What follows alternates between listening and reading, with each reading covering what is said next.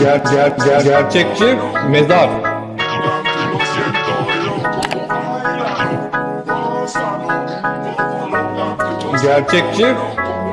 Gerçekçi mezar.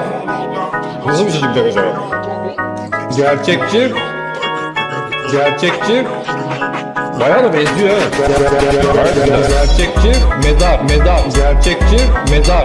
Gerçekçi mezar. Gerçekçi mezar. Gerçekçi mezar.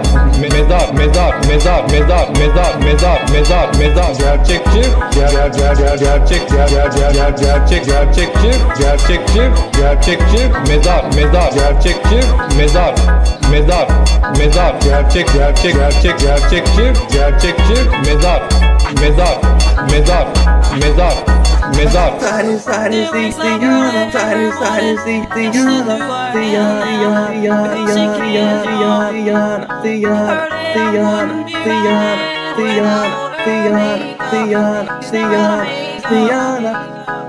Diana, oğlum Paris Diana, Paris Diana, Paris Diana, Paris Diana, Paris Diana, Paris Diana, Paris Diana, Paris Diana, oğlum Paris Diana. Gerçekçi mezar. Gerçekçi mezar. Gerçekçi mezar. Gerçekçi mezar. Gerçekçi mezar. Gerçekçi mezar.